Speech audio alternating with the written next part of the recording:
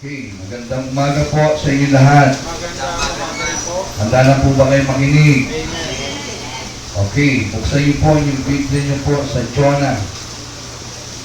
Yung 4 na chapter po ng Jonah, isang pag-aaralan po natin ngayong umaga na ito. Jonah. Mula chapter 1 hanggang chapter 4 ang ating pong pag-aaralan. Okay?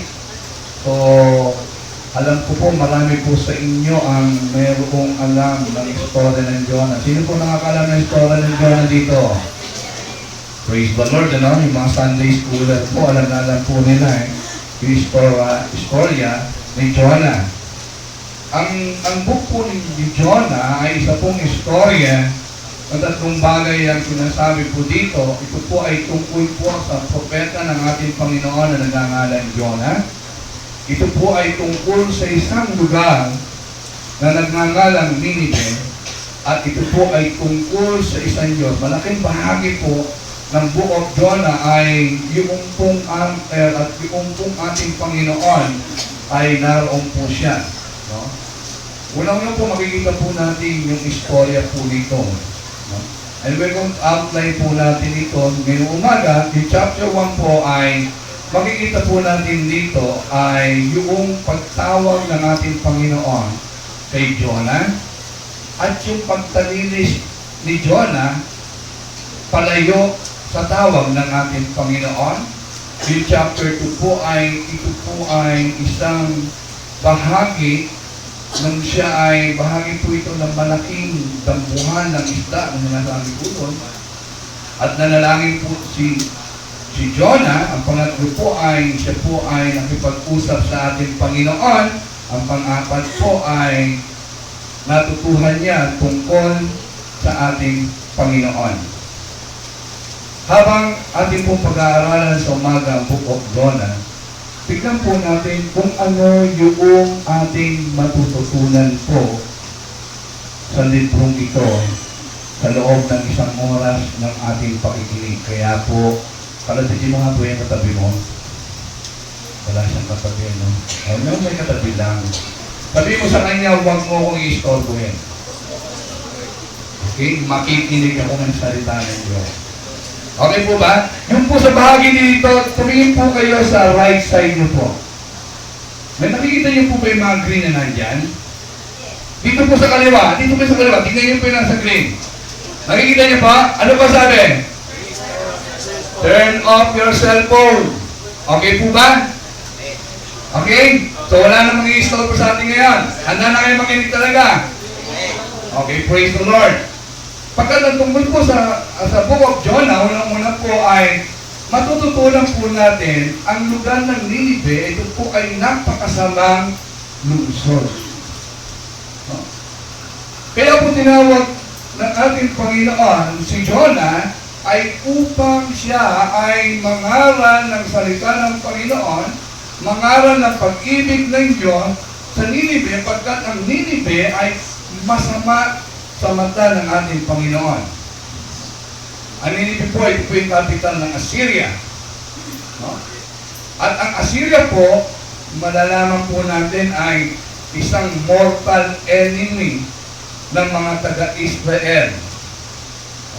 Pag sinabi ng ating Panginoon na masama yung lungsod ng Nineveh, talagang ito po yung description ng lungsod na yun. Bigyan po natin ng medyo may pagkakahawig o pagkakaiba. Yung po sa Genesis chapter 6 verse 5, meron po sinabi ang ating Panginoon kung bago po dumating ang flood, no? At bago magpahayag po si Noah, sabi niya sa chapter 6 verse 5, the wickedness of man was great in the earth. Sabi niya, yung kasamaan ng mga tao ay talagang napakalaki. Napakasama na ng mga tao. Pero po dito sa Jonah chapter 1 verse 2, sabi niya, the great city for the wickedness has come up before me. Sa Tagalog po, mas maganda pong basahin natin. Sabi, pumunta ka sa Nineveh, ang malaking lungsod at pangaralan mo ang mga taga-roon sapagkat suko na sa langit ang kanilang kasamaan. Grabe ang description, no? Diyan sabi niya, makasalanan sila, masama sila. Pero pag dito sabi niya, suko na sa langit. Ang ibig sabihin talaga, yung kasamaan nila ay talagang dumadating na harap-harapan na sa trono ng biyaya ng ating Panginoon. Talagang grabe sila talaga. Yung kasamaan nila ay talagang walang kapari, walang katulad. Alam niyo po ba, na ang specialty ng bansang Assyria ay yung talagang napakasamang brutality. May mga natagpuan po sila, no, ng mga tablet o mga tumutukoy po sa mga kasama nila. Alam niyo po ba, na pagka ang isang army, ang army ng Syria, ay nakukop ang isang lungsod o ang isang bansa, alam niyo po ginagawa nila? Binabalatan nila ng buhay yung mga tao. No? Binabalatan po nila ng buhay. At ano po yung ginagawa na? Pinuputulang po ng ulo. Pinagpipira-piraso ang katawan. No? Pinupulot yung kanilang mga dila. At binubutasan po dito at tinatalian ng lupit at pinatitira po na para sa kulungan ng aso at pinamumuhay na parang aso. Di po ba? At may ancient record po, ay meron po ito talaga na ang kanilang pagmamalaki o ang kanilang sagisag ng kanilang katapangan at ng kanilang kapangyarihan ay yung talagang magbigay ng karumal-dumal na kasamaan sa mga bansang kanilang nasasakop. Para po masasabi po natin, sila yung mga Nazi noong panahon nang bago dumating ang ating Panginoon.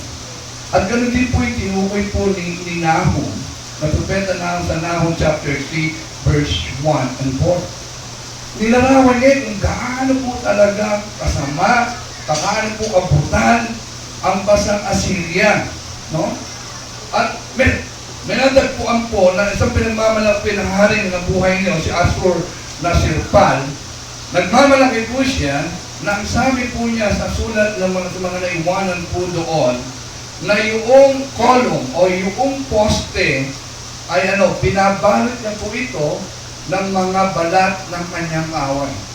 Binabalatan nila at ibinabalot po sa poste. No? At ang sabi nga po doon sa mga hari na nagre-rebelde sa kanila, ang sabi nga yung kanilang mga balat ay pinambabalot niya sa labas ng lungsod ng mga poste, sa labas ng lungsod. No? Ang sabi niya, sa mga sulat na natagpuan, yung daw mga mata, ay yung mga tenga, no? Yung mga fingers, at yung ito ay kanyang pinuputol, yung kanilang mata ay dinudukot, no?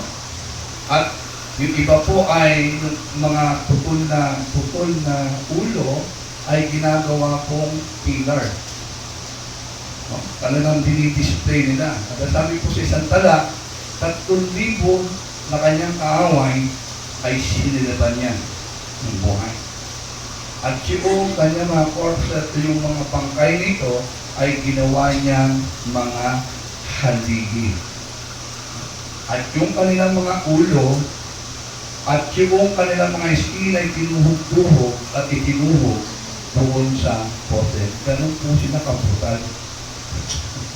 Ganoon yung kasamaan. No, kaya nung sinabi ng ating Panginoon na yung Assyria o yung Ninive ay suko sa langit ang kasamaan, talagang grabe. Hindi po sila kontento sa anong mga bagay na. At sila po na pumula ay yung mga harlotry at saka mga sorcery. No? Doon po natagpuan po sa Mesopotamian Valley na yung talagang mga superstition, yung mga 100 of incantation na ginagamit nila sa sorcery. No? At talagang marami ang takot at suklang na suklang sa Syria. No? At isa po si Jonah. Si Jonah po ay suklang na suklang sa taga-Ninive. No? Yung po yung nararamdaman niya Kaya nung tawagin siya ng ating Panginoon upang mangaral sa lungsod ng Ninive, nasa isip, hindi naman ang propeta ng mga yan. Propeta ako sa Israel, at talagang ayaw niya talaga na yung taga Ninive ay hayagan niya noong babala ng ating Panginoon. Wala siyang ni isang naisip na ipahayag yung mabuting balita na gagaling sa ating Panginoon. Talagang puot na puot si Jonah. Kaya nga po ang ginawa niya, imbis na siya po ay sumunod, ay sabi po ng tala sa John 1:3, nung marinig niya ang tinig ng ating Panginoon, ang ginawa po niya, i-pack up talaga. So, nagbalik po siya, lumakad po siya, nagpunta siya ng Joppa, at sumakay siya ng isang barko, hindi patungo sa Ninive, kundi patungo sa Tarsis. Hindi patungo para mag-preach, kundi patungo para hayaan sila mamatay sa kanilang mga kasalanan.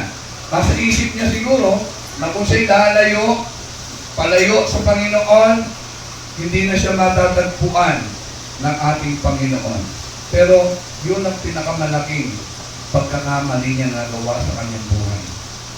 Akala niya yung Diyos na pinaglilingkuran niya nasa Jerusalem lang. Yung Diyos na pinaglilingkuran, okay lang, nandun lang. At pag siya lumayo, hindi na siya maaabot, hindi na siya makikita ng Diyos. Ligtas na siya sa kanyang gagawin. Pero hindi po. Ang Diyos po, pag tumawag, hindi po pwedeng takbuhan. Hello? Pag may nais ng Diyos ay pagawa sa inyo, hindi kayo po pwedeng tumakbo sa ating Panginoon. At nung po siya ay lumayo at sumakay at pumunta sa kailaliman ng barko na kanyang sinakyan, ang sarap ng tulog niya. And all of a sudden, nung nasa kaligitnaan na sila ng dagat, ay according sa storya sa Jonah, dumating ang napakalaking unos. Talagang nagkaroon ng takot yung mga pasahero, yung mga tripulante, talagang nanalangin sila sa kanilang Diyos. May kanya-kanya silang Diyos, pinanalingan nila, tinapon yung mga bagay na mabigat upang mapagaang sila, pero hindi po tumigil ang bagyo hanggang matagpuan nga nila si Jonah na nandun, namimbing ng tulog, walang pakialam. No? Sabi niya, huy, manalangin ka sa Diyos. Baka sakaling pakinggan ka ng Diyos mo. At tinanong po siya at nalaman nung siya ay mag-cast ng lot, nalaman na siya yung dahilan ng unos na yon. Natutunan po ni Jonah na sa pagtakbo sa ating Panginoon, wala po siya mararating. At ang Diyos, na matapos po siya ihulog sa barko, ay naglaan ay isang dambuhalang isda upang bunukin siya. Sabi ng mga iba, mga giant whale daw talaga ito. Pero sabi po doon, dambuhalang isda lang. No? Kaya nga po, alam nyo, pag kayo tinatawag ng Panginoon, hindi kayo makakatakbo sa Kanya.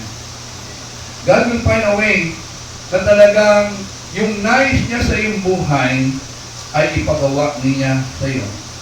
Makikita po natin yung negatibong mga nangyayari sa kanya, no? Kung nandun po siya sa Island of Peace, hindi naman napakaganda lugar para ang isang tao ay manatili doon for 3 days and 3 nights.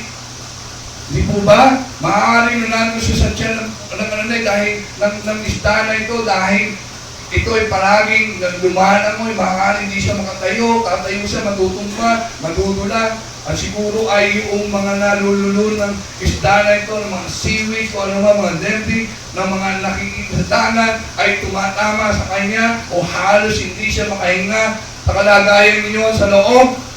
Hindi po maganda, naging kalagayan niya.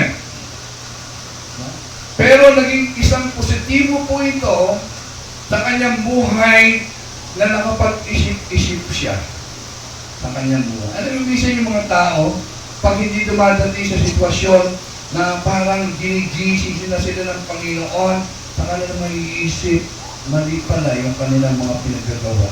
Mali pala na i-reject nila yung pagtawag ng ating Panginoon. Mali pala na magpatuloy sila doon sa kanilang buhay at naisip na hiwalay sa plano ng ating Panginoon. At tayo na naroon po si Jonah, ay naisip niya, nagkaroon siya ng kaisipan na kailangan hindi na ako makatakbo. Nagkaroon po siya ng pagkakataon na maisip niya yung mga bagay na nais ng Panginoon sa kanya. At yung po yung nagsimula na siya ay manalangin. Nung nandun po siya sa tiyan ng isda, doon po siya nanalangin. At ang sabi niya na manalangin sa Panginoon, ang bandang huli ng kanyang panalangin, ang sabi niya, Panginoon, Lord, no? Kinausap niya si Yahweh, ang sabi, ang si John ay talagang sabi niya, tutuparin ko ang aking mga pangako sa inyo. Yun lang naman gusto marinig ng Panginoon eh. No? Yun lang ang nais, magic word na hinintay ng Panginoon na mataas makikita ni Jonah yung kanyang kalagayan matapos niya maisip, hindi niya pala pwedeng takbuhan ng ating Panginoon. Nung marinig ng Panginoon yung salita ni Jonah, Panginoon, I surrender. Tutuparin ko na yung mga pangako kasi. Gagawin ko na ang gusto mo ipagawa sa akin. Ang sabi po sa Jonah chapter 2 verse 10, kinausap ni Yahweh ang isda at si Jonah ay niluwan ito sa dalampasigan. So when Jonah obey God, no? Alam niyo ang ating Diyos na pinaglilingkuran, ang napakaganda lang po sa ating Panginoon. Our God is a God of second chance. Hello? No?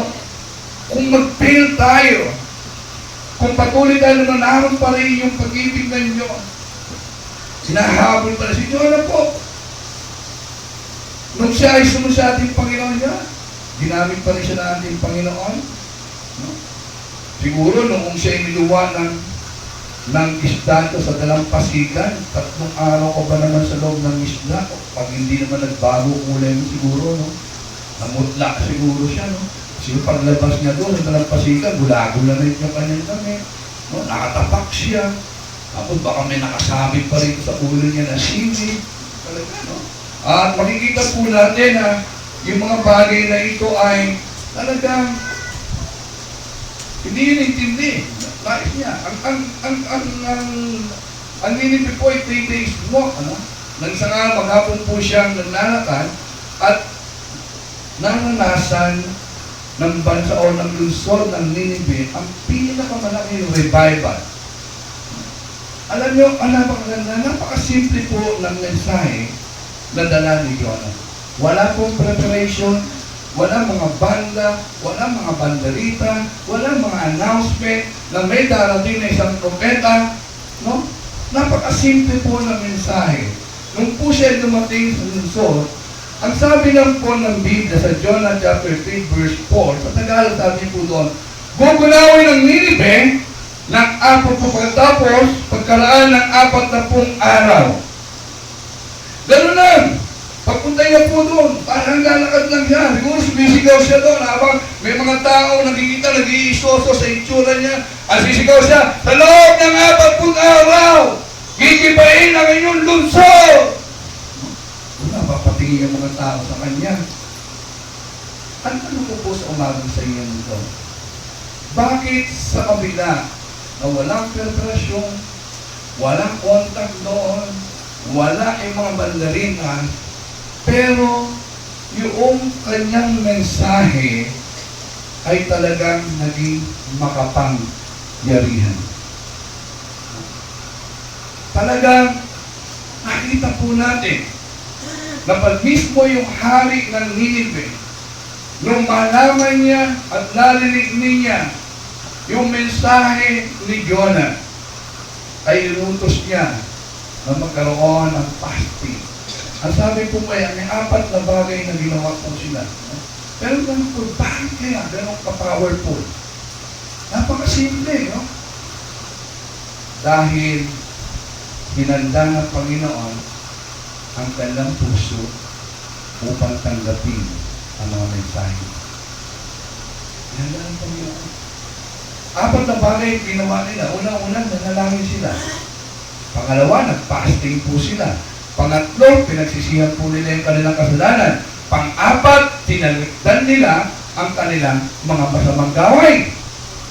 Kung marinig nila yung mensahe na ito. At alam niyo ba, at sabi po doon sa end ng Jonah, sa Jonah chapter 4 verse 11, ang sabi po doon ng tala, 120,000 more ang tumanggap o nagsisi sa kanilang kasalanan. It is the greatest revival recorded in the history.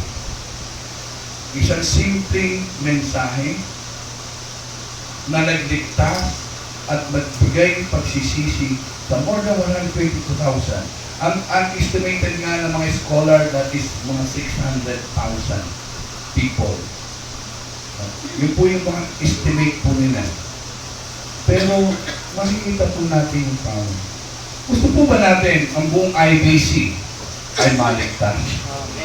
Gusto po ba natin yung ating mga pamilya ay maligtas? Yung ating mga start to pray. Hello? Matuto po tayong manalangin. Pag Wednesday po, umbidado po namin kayo na narito po kami nananalangin. Gusto po natin magsimula po tayo upang ang Panginoon ay gumawa ng himala sa buhay ng maraming mga taong narito. Maging prayer intercessor po tayo. Maging bahagi po tayo ng prayer warrior. Pero sa kabila po ng ginawa ng ating Panginoon sa lungsod ng Ninive, si Jonah po ay lulugo-lugo at malungkot na malungkot. Hindi po masaya. Alam niyo ako, natutunan ko maging masaya, kasi isang kaluluwa lamang na maligtas ng ating Panginoon. Kasi sabi ng Biblia, ang buong kalangitan daw ay nagtitiwa. Si Jonah, 120,000 plus! No? Sa isang preaching yan, walang kahirap. Sabihin na natin, parang walang kahirap-hirap. Na hindi nga siya namumbida ng audience. Na hindi nga gumawa ng programa. No? Naglakad lang siya doon at kumalat na yung sinasabi niya. Pero, malungkot na malungkot pa rin siya. Para siyang nalugi. Bakit po kaya sa kabila nangyari ay siya ay hindi masaya? Kasi nga in the first place, ayaw nyo na talagang pumunta doon sa Ninive. At ayaw na talagang mangaral sa Ninive. Kasi nga, mas gugustuhin pa niya masdan na winawasak ng Diyos, pinaparusahan ng Diyos ang Ninive kaysa maligtas. Kaya wala po siya, nagalit nga siya sa Diyos eh. Kaya nga pa Panginoon, sabi niya, kaya nga ba ayoko mga ngaral eh. Alam ko na. Kasi ikaw mahabagin. Kasi ikaw ay maawain. Kasi ikaw ay mapagmahal. Mahaba pasensya. At alam ko na mangyayari. Pero lumabas sa city. Naglagay siya ng tent. Pinagmasdan niya. Kuwawa sa akin at gugunawin ng ating Panginoon yung Ninive. Ba? Hindi nangyari ang gusto niya. Ayaw niya maligtas ang Ninive. Pero gusto ng Panginoon na ma-save ang Ninive. Ayaw niyang tumalima sa Panginoon, ngunit gumawa ang Panginoon ng paraan upang siya ay tunay na mga kilala o sumunod sa ating Panginoon. Ano ba yung value ng story ito sa atin? Hindi naman tayo taga-Ninive. Hindi naman, ayaw mo din, tinatapos na natin ano pa yung lesson? Lesson na matututunan natin tungkol sa istorya ni Jonah. Unang-una po, God loves Ninive. Mahal ng Diyos ang Ninive. Where is Ninive today? Ang layo noon. Ninive is in America. Ninive is in Middle East. Ninive is Japan. Ninive is in the Philippines. Ninive is Marikina. Ninive is in IBC. Ninive is all around us. Alam niyo po, ang Ninive ay isang simbolo ng mga taong namumuhay sa kasalanan. Isa simbolo ng mga taong walang pag-asa sa buhay, na mamamatay sa kanilang kasalanan, na patungo sa impyerno na kapahamakan. Yung po ang Ninive today. Tayo po ay nabubuhay sa kapaligiran ng Ninive. Look around. Christian, nabubuhay ka na napapaligiran ng mga tao na mayroong kailangan na marinig. Sa mga pinagtatrabahuhan mo, naroon ang mga taga-Ninive. Sa iyong pag-aaral sa eskwelahan, naroon ang mga taga-Ninive. Maaaring ang Ninive sa great city, pero ang Ninive isang personal na maaari nating maging hamon sa ating buhay ngayon. Maliwanag ang naisin ng Diyos na ipabot sa bawat isa sa atin.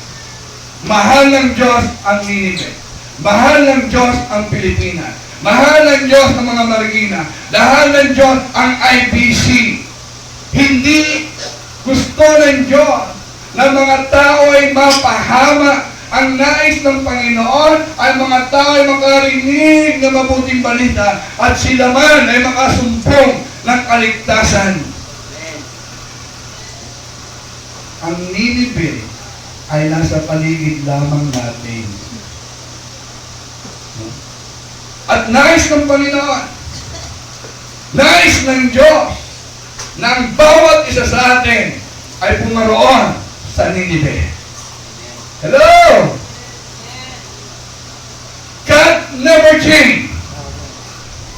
Hinahamon kayo ng Diyos sa umagang ito, mga kapatid, mga Kristiyano, na tiyak ang kaligtasan sa kanilang buhay. Mga Kristiyano pinagmamalaki na sila'y patungo sa langit. Hinahamon kayo ng Diyos sa umagang ito na kayo pumunta sa Ninive. Nais ng Diyos na makita ang bawat isa sa atin. Katulad na Isaiah, nung tinanong siya ng ating Panginoon, sa Isaiah chapter 6 verse 8, sino ang aking padadala? Sino ang aming isusugo? Sumagot si Isaiah, narito ako. Ako ang isugo ninyo. Nang si Jesus sa kanyang mensahe sa Luke chapter 10 verse 12, sinabi niya sa kanila, sagaan ang aanihin, ngunit kakaunti ang magagawang manggagawa. Idalangin ninyo sa may-ari magpadala ng manggagawa sa kanyang bukirin. Listen, church. If you will not do it, kung hindi niyo po gagawin yan, sinong gagawa para sa Diyos? Hanggang ngayon, gusto ng Panginoon ng bawat isa sa atin ay magtungo sa Ninive. Doon sa mga taong walang pagkakilala sa Diyos.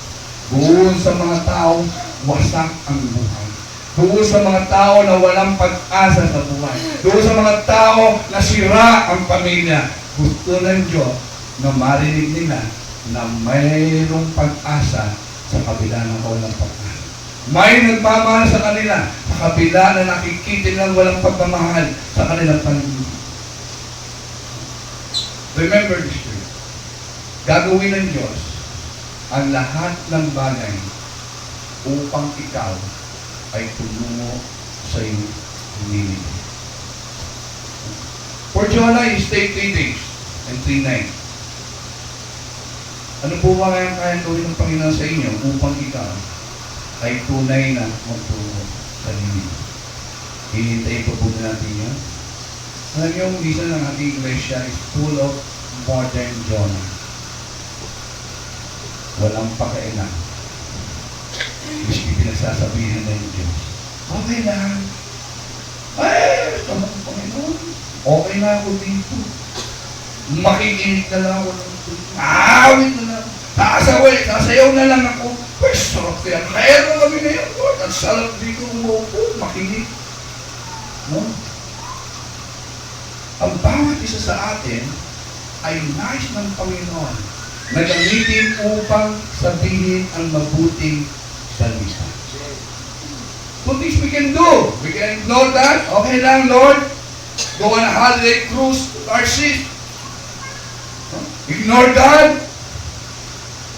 Huwag natin siya intindihin. Okay lang yun. Di ba? Maaaring isa ka doon. Kapatid, na ayaw mong gumawa, ayaw mong umito sa ating Panginoon.